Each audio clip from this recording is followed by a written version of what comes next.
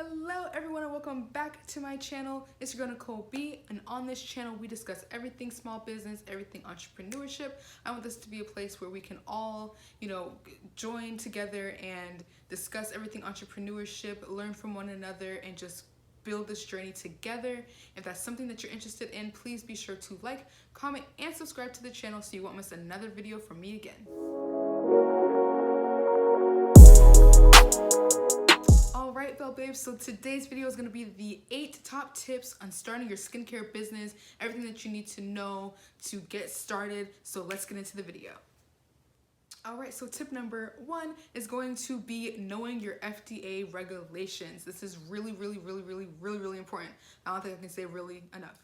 Alright, so knowing your FDA regulations is really important because you don't want to make any certain claims on your products that aren't true, or that you don't have any backing behind. So for example, you don't want to say words like healing, you don't want to say organic or cure, because then you're going to have to get into the drug part of the FDA regulations, and that comes with more licensing and things of that nature. And if you don't already have that stuff, you can get sued for saying that it can heal or cure any particular skin issue that a person might have, and you don't want to have that issue in the future. So just avoid doing that.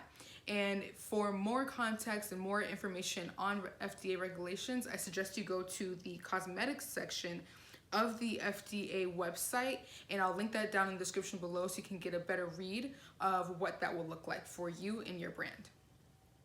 Alright, so now we're on tip number 2.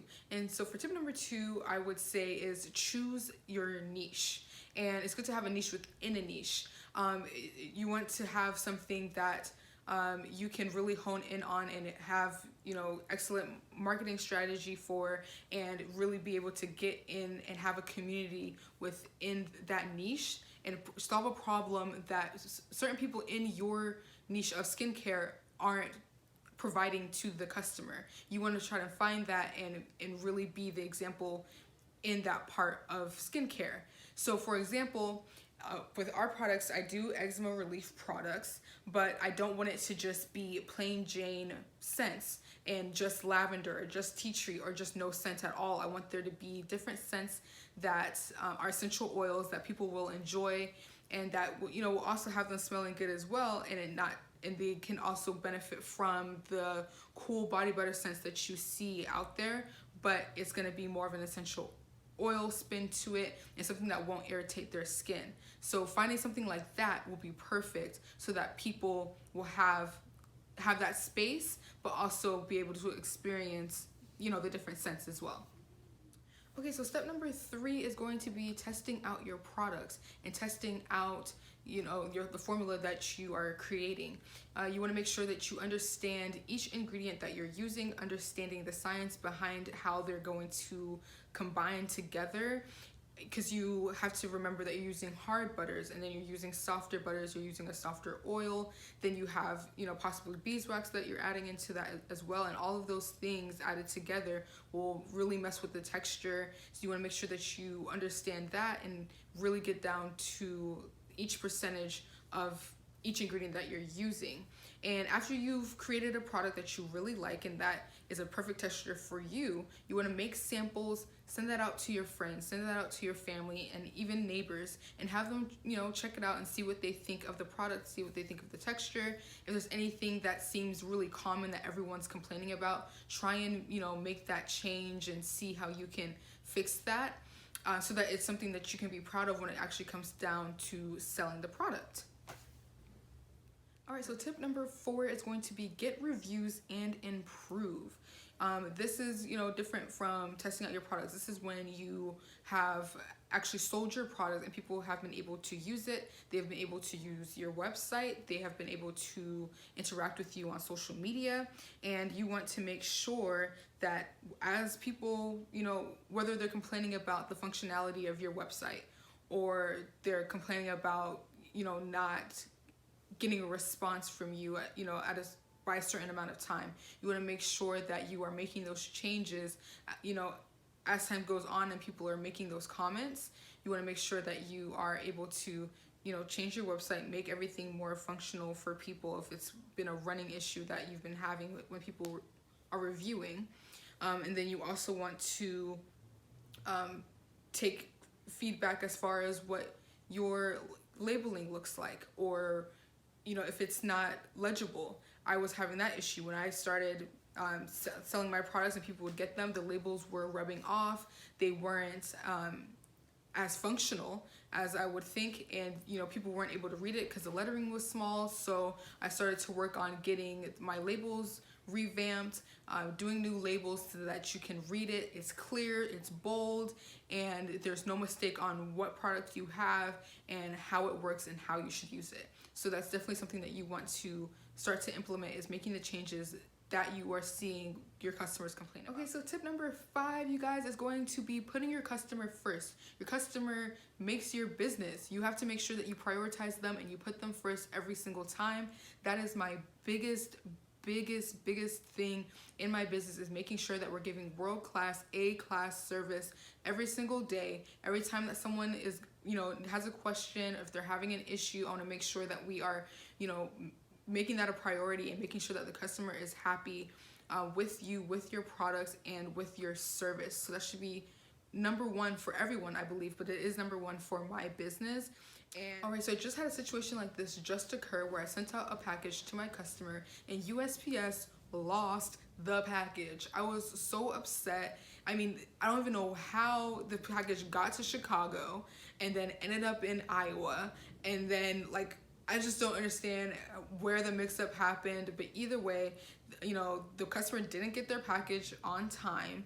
And the way that I decided to rectify that situation was to give them a healthy discount on their next purchase. And I have a coupon code for situations like this when that does happen. And I think that's just something that you should really implement into your business, something that you'll be able to give the customer when situations like this happens. And for me, I would say, make sure you are looking at your margins and what really works for your business as far as what that healthy discount will look like.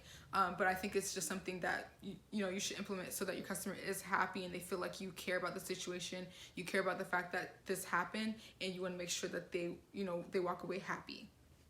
How's that sound? All right, so tip number 6 is going to be being a subject matter expert in your niche. You want to make sure that you are the number 1 person that people not only go for your product, but for the knowledge that you have on the particular niche that you're in. It should be an educational space so that they can know that you know what you're talking about and know that they can trust you and trust your product.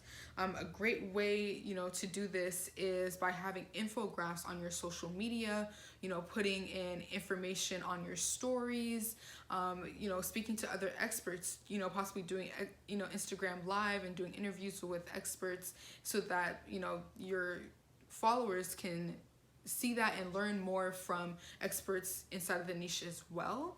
Another great way is to have a blog on your website. I have a blog on my website where I talk about, different ingredients. I talk about eczema and things of that nature so that people can go to my website, see the products, but also learn about the ingredients and why we use them. So that's really important to incorporate as well. How's that sound? Okay, so tip number 7 is going to be optimize your time. There are several different ways that you can do this, but the one that I want to touch on right now is when you're buying big bulks of cocoa butter or beeswax. Those things are so hard to carve and to cut into. It's going to take you forever. You're going to be sitting there just with the container. I mean, check out this video right here of me trying to carve out the cocoa butter out of the container so that I can use it to measure out. It takes forever, it's annoying, and you want to make sure that you're doing things that will optimize your time. Time is money, and yes, it's cheaper to buy it in bulk like this and just carve it out, but if you just get the pebbles, it'll, it's easier to use, easier to measure out, and it's more convenient. So I just suggest doing it that way versus the big block and sitting there cutting it. It's annoying, and I'm sure you don't want to deal with it. Okay, so tip number 8 is going to be marketing. You don't want to just come out right out the gate pushing out ads to people and you don't have much social proof, you don't have any reviews, and you don't really have much sales. You want to make sure that you are building a community organically, building your followers organically, and that you have people that really love you, really love your product, really support your brand, so that when you do get ready to actually push out ads, people are seeing that you have social proof. They see the reviews, they can see the sales, and they'll actually be more inclined to buy your products because they can see that it works, people actually like it, and people support you. And I know that when I see people that have good sales, they have a good social media presence, that I am more inclined to really look at their social media, really scroll down, really actually want to purchase their products or be interested in what they're selling. So it is important, and it's it's something that drives you to buy products. So you want to make sure that you're doing the same thing to get people in your direction. How'd that sound? Alright, so that'll be the end of the video, guys. Thank you so much for sticking around. I hope that all these tips will help you on your journey as you pursue your entrepreneurship goals and dreams.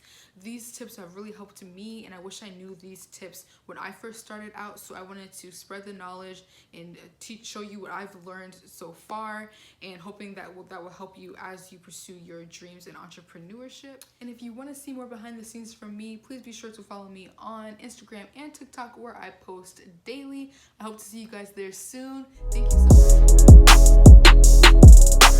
much.